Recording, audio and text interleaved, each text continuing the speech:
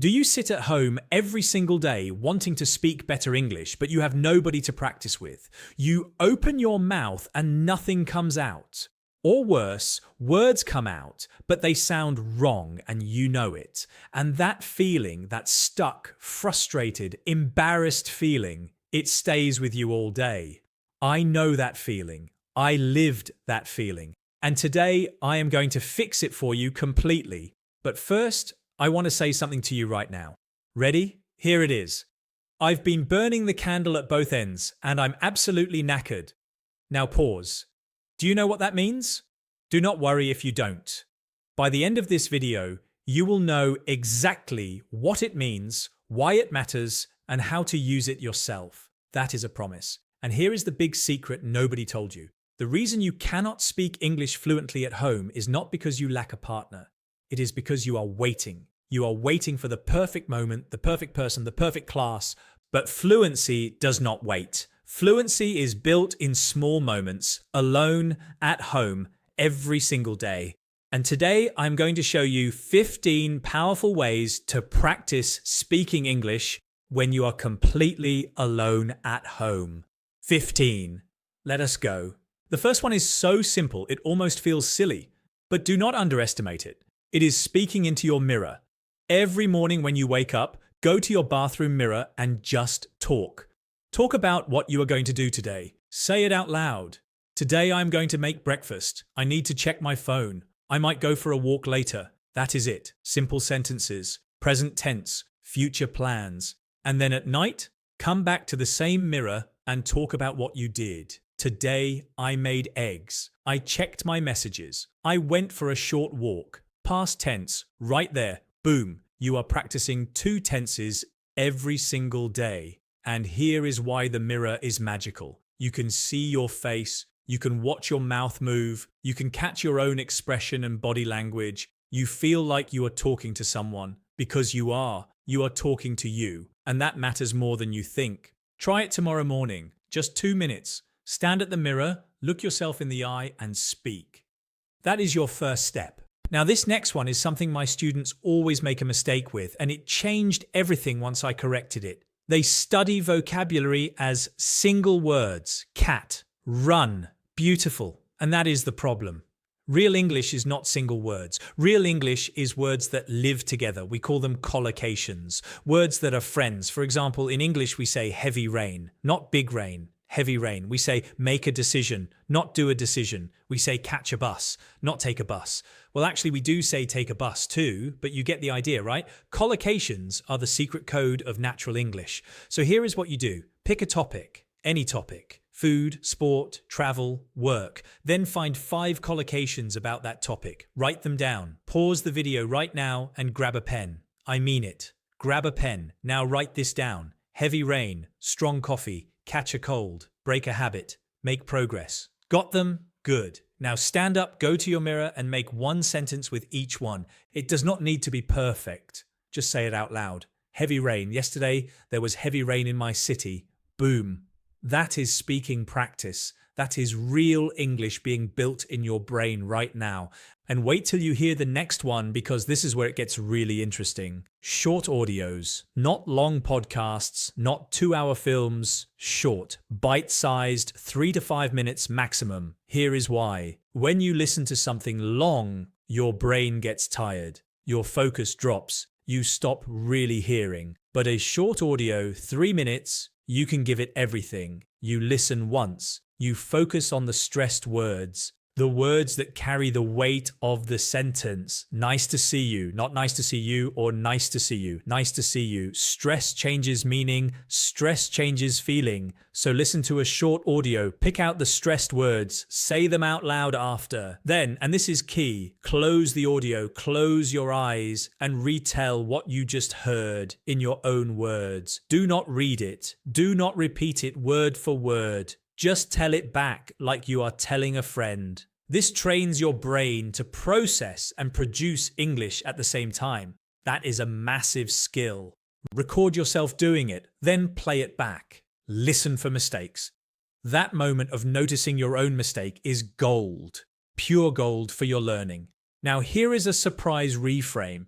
You think your problem is that you do not know enough English words. But actually, that is not the real problem. The real problem is that your mouth does not know how to move. Seriously, when you learn a new language, your mouth muscles are not trained. The sounds are different. The rhythm is different. The speed is different. Native speakers do not speak slowly and clearly like a textbook recording. They blend words together. They swallow sounds. They run everything into one long connected river of noise. So your ears are not trained and your mouth is not trained. And that is what we fix next. Shadowing. This one blew my mind when I first tried it. Shadowing means you listen to a native speaker and you speak at almost exactly the same time as them. Not after, not repeat and wait. At the same time, just half a second behind, like a shadow. Your shadow does not walk ahead of you. It follows right behind, very close. Find a short audio. Listen to the whole thing once. Just listen. Get comfortable with it. Then play it again, and this time, speak along with it. Do not worry about meaning right now. Focus on the sound, the rhythm, the music of it. Copy the speed. Copy the rise and fall of the voice. Copy the pauses. This is training your mouth muscles. This is teaching your ears and your mouth to work together. I used to just read English out loud at home and wonder why I still sounded robotic and stiff. It never worked. Shadowing was the thing that changed it for me. Just try it once and you will feel the difference immediately.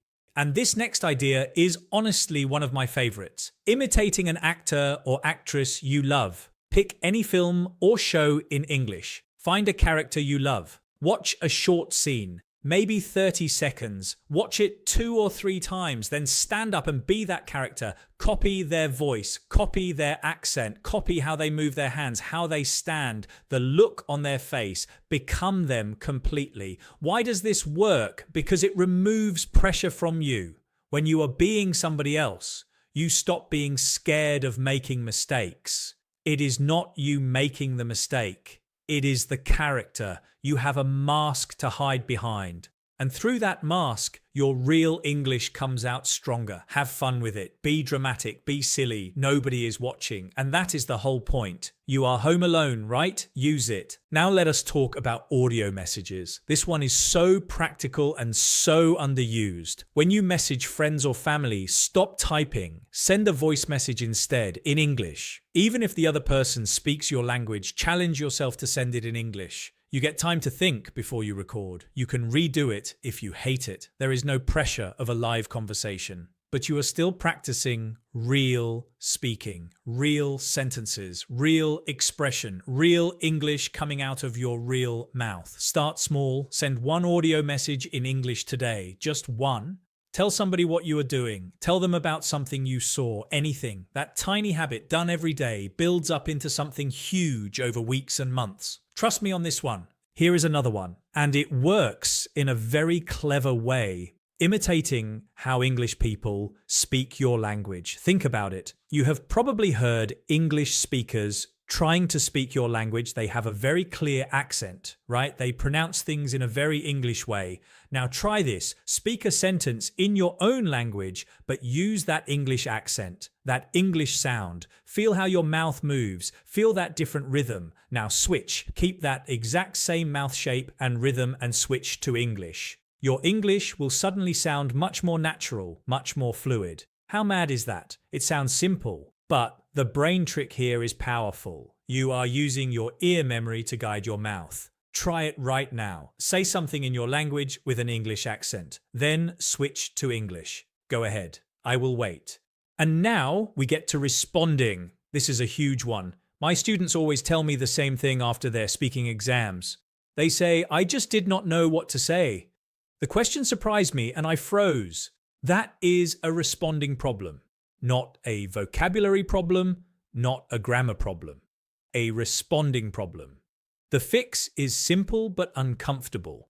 You need to practice being surprised. Get someone to ask you random questions you have not prepared for. Or go on YouTube and find videos with random questions that play one after another. Press shuffle. Answer each one immediately. Do not pause for 10 seconds. Do not say nothing. Say anything. Even if you say, oh, that is interesting. I have not really thought about it before. Let me think. That is fine. That is buying time. That is a skill. The goal is to not freeze. Practice not freezing. It feels hard at first. It feels like the gym on the first day. Your muscles hurt, but you go back and slowly it gets easier. Responding becomes natural. And one day you will answer questions in English without even thinking. That is the goal. Now here is one that gets you out of your head and into the world around you. Describe what you see. Right now, wherever you are sitting or standing, look around and start describing things in English, out loud. There is a blue chair. There is a window. There is light coming through the curtain. The table has 2 cups on it. Start with single words, then build to small phrases, then build to full sentences. This is a speaking workout that you can do anywhere, anytime. And it trains your brain to think in English, not translate. Think. There is a massive difference between those two things. When you translate, you are slow. When you think in English, you are fast. Describing your world in English every day is one of the fastest ways to start thinking in English. It really is.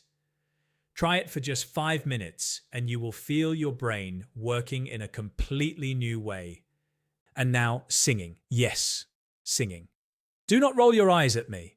Singing is one of the most powerful speaking tools that exists for language learning.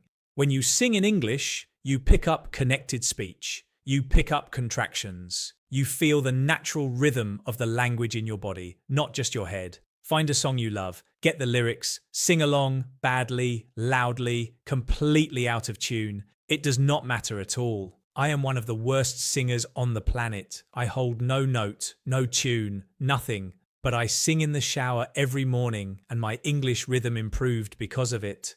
There is a brilliant website called Lyrics Training where you can listen to songs and fill in the missing words as you go. It is like a game. It is addictive and it is secretly doing something very powerful to your ear and mouth connection.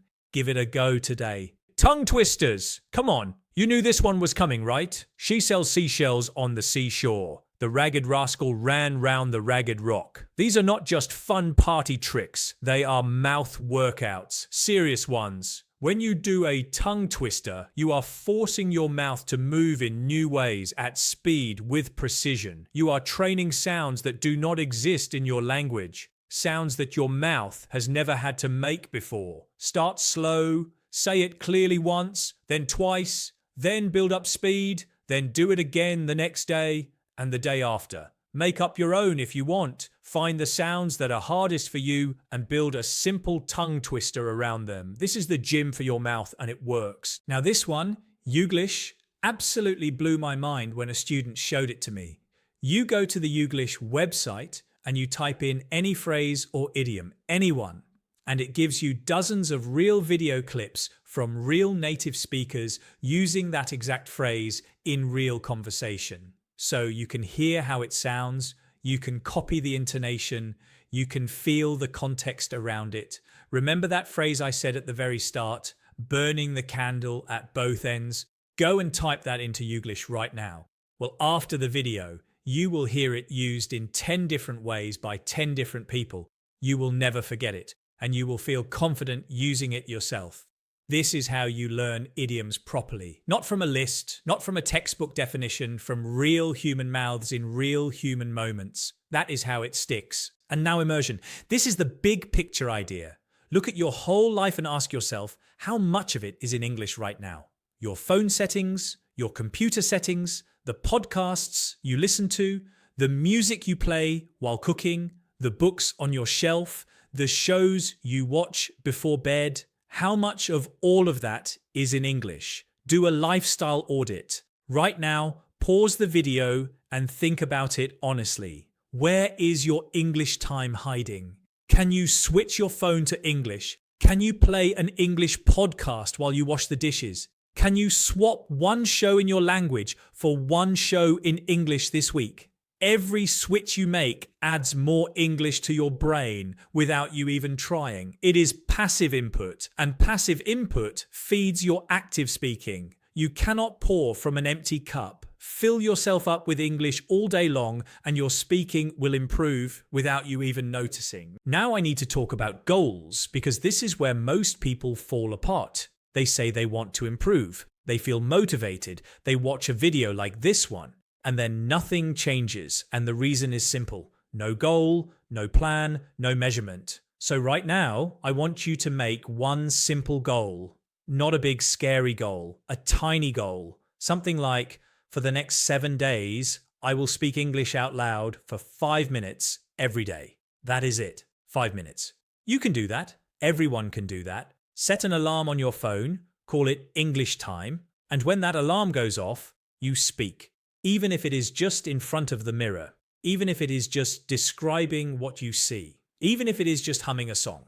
5 minutes. Done. Tick it off. And on the days when you are tired, when the baby is crying, when dinner is burning, when your whole day has been chaos, use the 1 minute trick. Tell yourself, okay, just 1 minute. I will do just 1 minute today. And say something, anything, in English for 1 minute. Because here is what happens. Once you start, you usually keep going. The hardest part is always starting. 1 minute gets you started. And that tiny habit, kept alive every single day, is worth more than one 3-hour study session once a month, every single time. And finally, the last thing, find your community. I know this video is about practicing alone, but you also need people, not to replace your solo practice, to motivate it. Find a Facebook group, find an online forum, find even just one person who is also learning English and share your progress. Post a voice note. Write about what you practiced today. Read what others are doing. That connection, even a tiny one, keeps you going on the hard days. It reminds you that you are not alone in this, and that matters more than any technique. Now, before you go, I promised you something at the very start.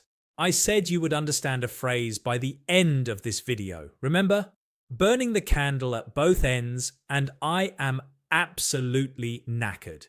Here is what it means. Burning the candle at both ends means you are working too hard, too long, using all your energy in every direction. Knackered is a brilliant British English word. It means completely exhausted, finished, done. So the sentence means, I have been working way too hard and I am completely exhausted. How good is that? Pause the video right now and say it out loud. Go on. Burning the candle at both ends and I am absolutely knackered. Say it with feeling. Say it like you mean it, because now you do.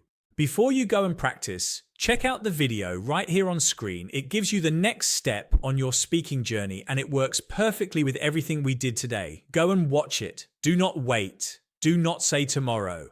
The version of you who speaks fluent, confident English is not built tomorrow. It is built today.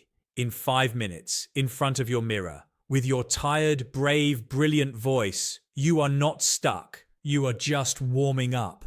And you have been burning the candle at both ends long enough. It is time to shine from just one.